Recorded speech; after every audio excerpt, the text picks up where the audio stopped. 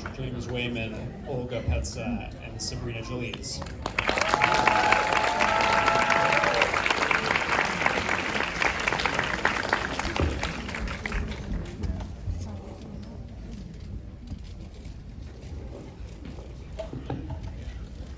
Come on up, you two. You two crazy actors. Yeah.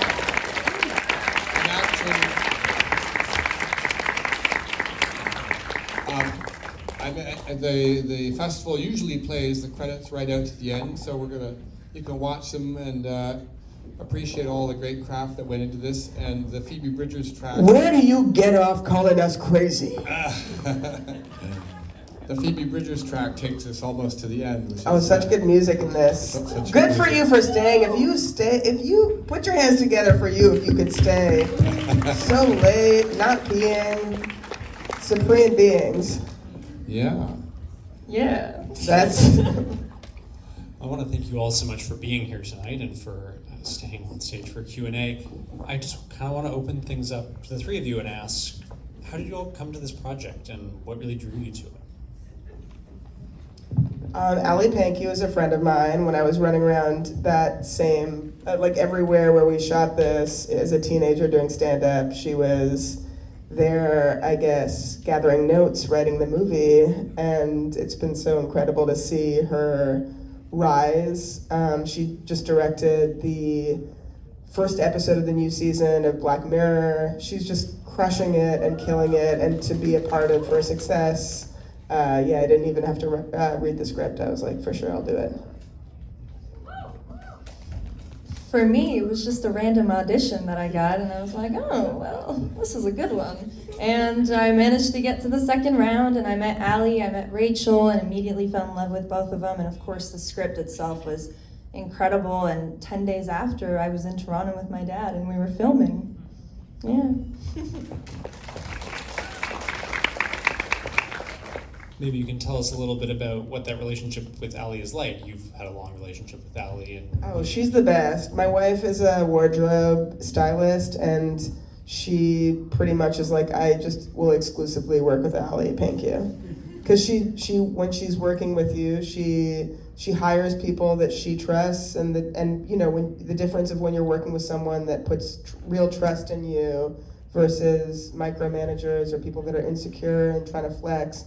Ali is the real deal, and yeah, it's just she's little too, so that's also gratifying when you see like a little person just command sugarfish for lunch. It's, you know, to get the expensive lunch because the little person said that's what we're getting. I love that.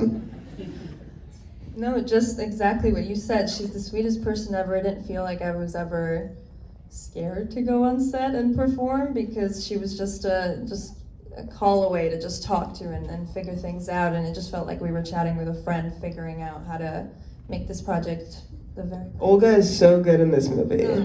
So good. You were sitting in front of me while we watched it. I wanted to grab you so many times, but not, you know, the lesson of the movie is don't make it about you. You both have sort of very different roles in the movie, but you're both straddling the kind of incredible tone that this movie weaves. It's so funny, it's so heartfelt, it's diving through all these different kind of tones. Can you talk a little bit about balancing that on set in terms of sort of from both the stand-up perspective and the comedic aspect and then the very real dramatic elements of the film?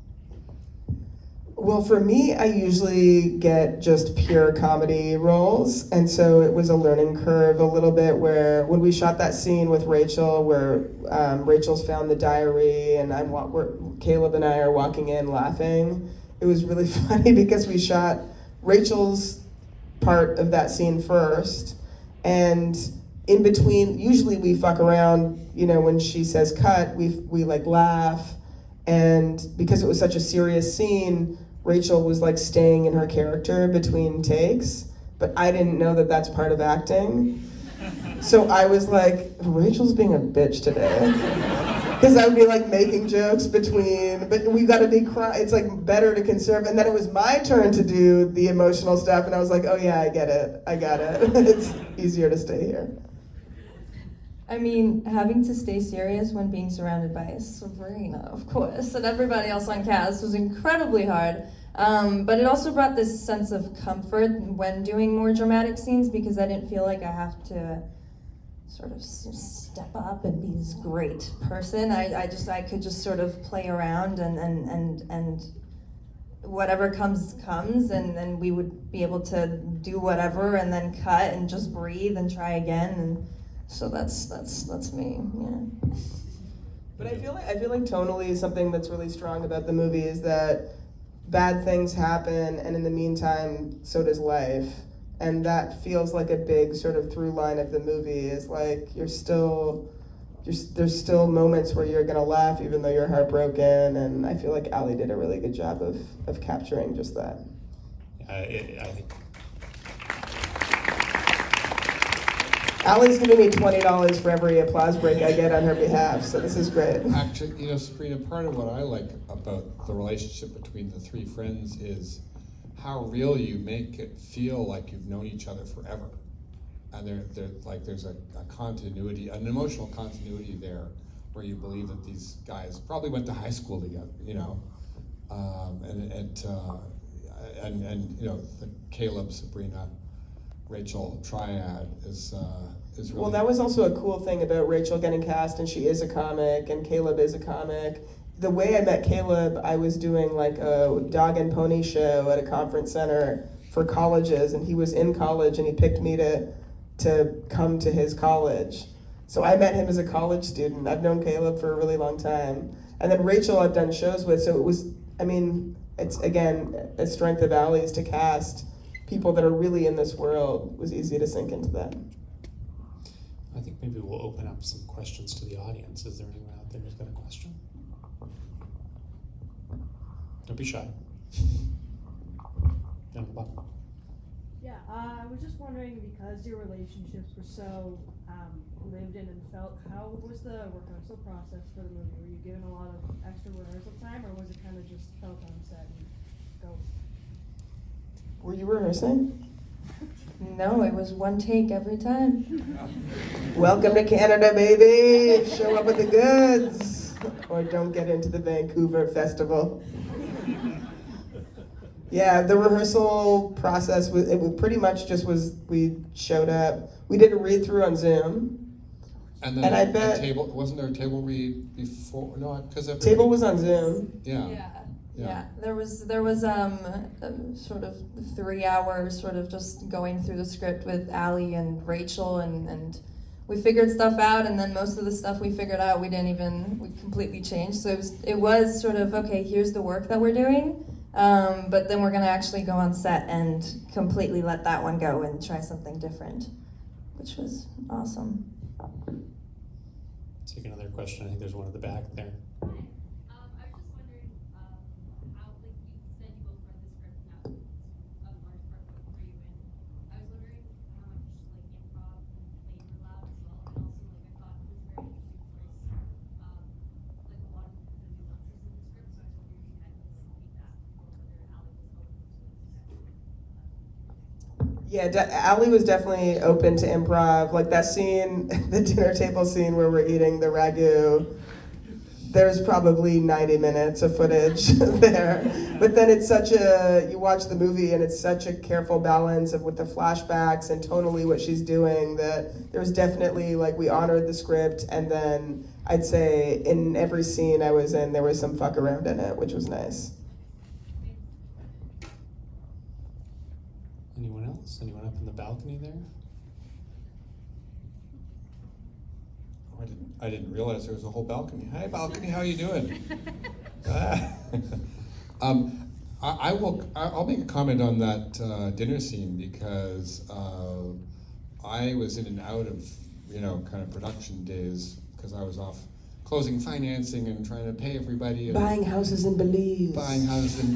No. And but I was fairly involved in the editorial process, and of course we have a great editor, Kurt Laub, who also edited Blackberry, a young guy who we just lucked into, and Ali's shooting strategy is interesting, because she comes from a real comedy background, of course, And a lot of people were going, Ali, you're overshooting, why do we need all this coverage? And she's like, because it's comedy. You have to have the coverage because, and that scene particularly, I know that we went through about 10 different cuts of that scene to get it down to where it is now. Because as you see, Well, it's such a strength of hers to be like, okay, this is a scene where roommates are having dinner. Personally, too, I've mostly been writing for TV, and I'm writing my first movie. I know that what I'm writing will be a template, but once we sit down, what can really happen within a dynamic, if you can lean into that, then I feel like that's when the more magic can happen, when people are allowed to veer off of the highway and into their own tangents. And so Alicia is born. Go back out. We got one in the middle there. Oh my gosh. This is much for James. I'm really curious how you approach being part of this story for a film that's so based around really unique feminine experiences and stories of victim blaming, and just the court scene really took me back to sitting in trials with your friends. What drew you to the script, and what point of relatability did you have that you were like, oh, I'm going to want to be a part of this? The question was about how James came to the script. Well, in other words, how did Ali and I get together, and why this project? I met Ali through my daughter, who is a music artist, goes by Ralph. She was in town a week ago or so, and has a couple songs in the movie. But she and Ali met working at American Apparel. Oh my gosh, Dove Charney bringing this together is really dark. You thought this was dark It all comedy, starts it at got American darker. Apparel.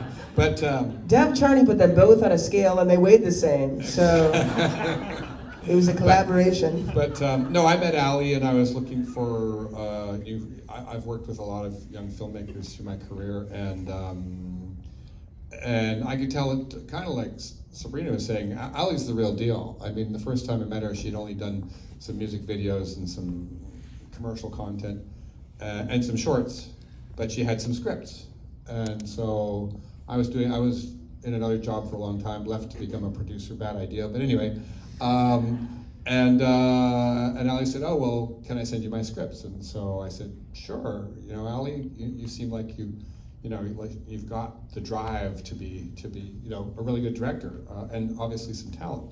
Just need an opportunity. And so she had 3 scripts. I read all of them and thought this one would be easy to make. Also, What a bitch, 3 scripts in the tank, and I'm just struggling with this one. Wow. yeah. And at that point, Rough.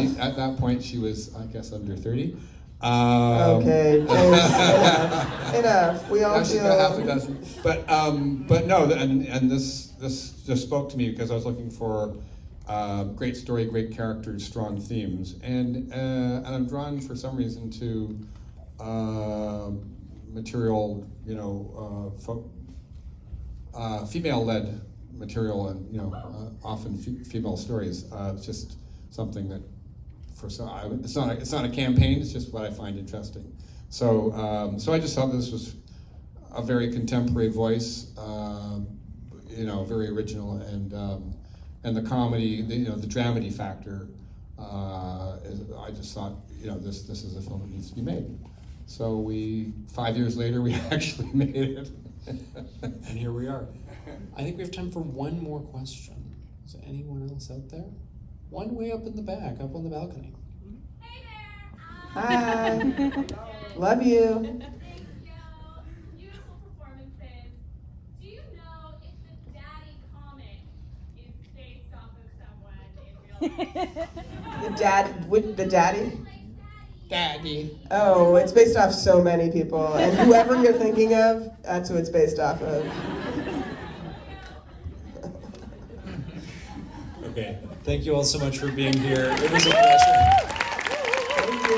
And thank you. Oh, hey, don't forget to vote, because if you like the film, they're going to be handing out ballots. Yes. And we would love for you to love us on the way out. If you don't vote, Trump could be president again. Yeah. Good night, everyone. Thank you all for coming out.